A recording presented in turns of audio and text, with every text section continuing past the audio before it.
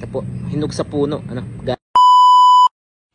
Kadugtong ito yung mangga na Millennium Giant variety na ginamitan ko ng root marketing technique noong September 2023. At itinanim ko sa black polybag nitong January 2024. Hindi ko inaasahan na mamumulaklak ito agad at may magtutuloy na isang bunga. At ito na nga iyon. Meron po akong video dito sa page kung paano ginawa yung root marketing technique at kung paano ko ito tinanim sa black polybag. Sa mga nagtatanong kung ano po yung ginagamit kong fertilizer dito, ang ginagamit ko po dito ay yung banana peel fertilizer na hinahaluan ko ng probiotics. Sa mga interesado po kung ano ang probiotics at kung paano po ito gawin, narito po ang video. Kadugtong ito po yung mga tanim kong halaman na nasa black polybag. Kung makikita nyo, yung mangga namumunga sa container, itong makopa, yung fig tree, lahat po yan ay nasa container lang. Hindi po kaila sa inyo na mahirap mag-alaga ng halaman sa container. Lalo na yung mga namumunga. Mahirap po magpabunga ng halaman na nasa container. Kasi nga po, limitado yung mga nutrients dito sa container. Yung pong mga halaman na nasa container na ayaw mamunga, kadalasan na ginagawa natin na solusyon, itatanim na lang natin ito sa lupa para mamunga. Kaya lang, problema iyon dun sa merong mga maliliit na garden spaces. Kung wala tayong malawak na taniman, talagang mananatili at magtitiis tayo na sa container lang nakatanim ang ating mga halaman. Ngayon, ano ba ang kailangan para mamunga ang isang fruit tree na nasa container? Unang-una, kailangan po grafted ang fruit tree ninyo. Mahalaga po kasi na kailangan matured na yung halaman na mga tanim natin. Kapag po kasi seed grown ang inyong halaman, dadaan pa po ito sa juvenile stage bago po ito mamunga. Hindi kagaya nung kapag grafted, matured na ito, at kapag naibigay natin yung tamang nutrients, noon din mismo, minsan after 1 year or 2 years, mamumunga na ito agad.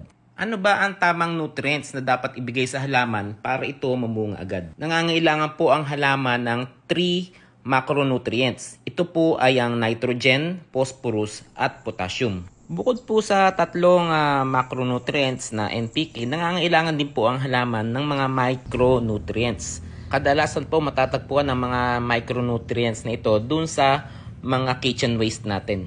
Kaya yung pong mga kitchen waste, huwag po natin ito itatapon. Ibababad po natin ito sa tubig.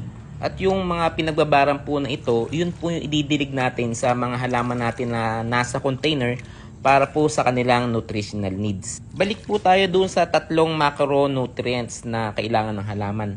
Alam nyo po ba na yung balat ng saging ay nagtataglay ng tatlong macronutrients na ito? Ang gagawin lang po natin, ibababad natin yung mga balat ng saging sa tubig ng 3 araw at pwede na po natin itong idilig sa mga halaman. At sa pamamagitan nito, makukuha na ng halaman yung 3 elements na kailangan nila. Ang problema po dun sa mga kitchen waste na binabad natin sa tubig, katagalan po ay nagkakaroon ito ng amoy. Pag po nagkaroon ito ng amoy, mawawala na tayo ng gana na gamitin ito sa ating garden. Pero meron pong solusyon dito sa mabahong amoy.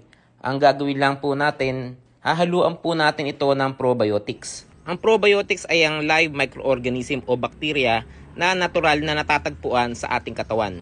Opo, meron po tayong bakterya sa loob ng katawan. Hindi naman po kasi lahat ng bakterya ay masama. Meron nga pong tinatawag na good bacteria. At ito nga po yung probiotics. Ito po ang nagme-maintain ng natural balance sa ating intestine. Ang probiotics po ay matatagpuan din sa mga ilang uri ng pagkain. Yung pong mga binurong pagkain. Halimbawa po nito ay ang kimchi. So pag nag-consume po tayo ng probiotics, nagiging maganda po ang ating digestive system. Habang po kasi dumadami yung probiotics sa ating katawan, pakunti ng pakunti po yung mga bad bacteria. Teka, sandali po. Parang sa tingin nyo, nalalayo na tayo sa topic. Pero hindi po. Kasi po yung probiotics pong ito, isa rin po ito sa ginagamit sa agriculture, especially sa paghahalaman. So yung sinabi ko kanina na makakapag-alis ng amoy ng ating banana peel fertilizer, yung probiotics, hindi po lamang iyon ang magiging benepisyo nito sa ating mga halaman. Marami pa po itong ibang benefits sa ating halaman, gaya po ng promoting plant growth, improving soil health, at enhancing crop productivity. Kasi po kapag mayroong probiotics sa lupa, mas nagiging effective po ang pag-absorb ng nutrients ng mga halaman na nakakatulong sa kanilang paglaki at sa development. Ang isa pa pong benepisyo ng probiotics sa halaman ay hindi po ito nagiging masyadong sakitin. Dahil tinatalo po ng probiotics yung mga harmful pathogens na nasa lupa. So hindi po nagiging sakitin ang mga halaman. Ang probiotics din po ay nakakatulong para ikondisyon ang lupa. Kapag ka po kasi nauubos yung mga pathogens, napaparami po nito yung mga beneficial bacteria dito sa lupa na nakakatulong para ma-enhance ang soil structure. So hindi lang po pala pantanggal ng amoy ng ating swamp fertilizer at ng banana fertilizer ang probiotics. Marami po pala itong benepisyo sa halaman at sa lupa. Meron din pong abilidad ang probiotics to fix atmospheric nitrogen para mas maging available ito sa mga halaman as fertilizer source. Napapalakas din po ng probiotic ang immune system ng halaman para po ito ay maging resistant sa mga sakit at sa mga peste. So magiging sustainable po ang ating pag-aalaga ng mga halaman dahil hindi na po tayo gagamit ng chemical pesticide at fertilizer at mas magiging environmentally friendly ang ating paghahalaman. Simple lang po ang paggawa ng probiotics. Ang kailangan lang po natin ay hugas bigas, gatas, at pulot. Iyon nga lang po, meron tayong konting gastos pero matipid naman po itong gamitin. Kadalasan po ang hugas bigas ay itinatapon lang sa sink. So sa pagkakataon pong ito, ilalagay po natin ito sa bote. Hindi po natin ito masyadong pupunuin dahil maglalagay po tayo dito ng allowance para po sa gatas at para po sa 1 cup ng asukal o sa 1 cup ng pulot. Shoutout nga po pala kay Kaisla. Ito pong technique na ito ng paggawa ng probiotics ay nakuha ko lang sa kanya at isineshare ko lang din sa inyo. Yung pong probiotics na ito ang pinaiinom niya sa kanyang mga alagang hayop. At sa pagkakataon nga pong ito, sa halaman naman natin ito gagamitin. After po natin maisalin ang hugas bigas dito sa bote, i-ferment po natin ito ng 1 linggo. Hindi po natin tatakpan ng bote, ang ilalagay po natin doon sa ibabaw ng bote ay bulak para po makahinga yung bakterya. Susulatan po natin ng date yung bote para po hindi tayo malilito kung gano'n nakatagal yung fermentation ng ating hugas bigas. Itatago po natin ito dun sa lugar na hindi naaarawan. Pinakamaganda po yung sa cabinet sa ilalim ng lababo. At ito nga po, makaraan ng 1 linggo, lalagyan po natin ito ng gatas. Kung ano po yung available sa inyo, pwede po yung powdered milk, pwede po yung fresh milk. Pero sa pagkakataon pong ito, ang available po sa amin ay Yakult.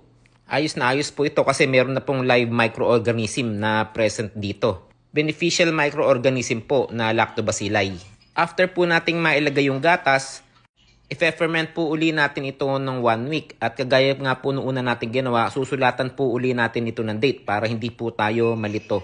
Kasi po after 1 week, lalagyan naman po natin ito ng molasses o kaya po asukal. Pero kung available po sa inyo ang molasses, the best po ang molasses. Kasi po present po sa molasses yung mga enzyme na kailangan ng bakterya para magpadami. After po nating ilagay yung molasses o yung asukal, pwede na po natin itong lagyan ng takip. At after 1 week, pwede na po natin itong gamitin. Ang dilution rate po nito ay yung takip ng bote na 5 ml sa bawat 1 litrong tubig. At ito nga po yung banana peel fertilizer natin. Wala po itong amoy. Ang amoy po nito ay parang amoy binuro. Para pong burong gulay. Ako nga po pala si Pinoy Grafter. Nag-share po ako ng grafting at marketing techniques at proper fertilizer application sa halaman. Naniniwala po ako na mahalaga sa ating food security kung tayo po mismo ang makakapag-produce ng sarili nating prutas na makakain mula sa ating tanim na mga halaman.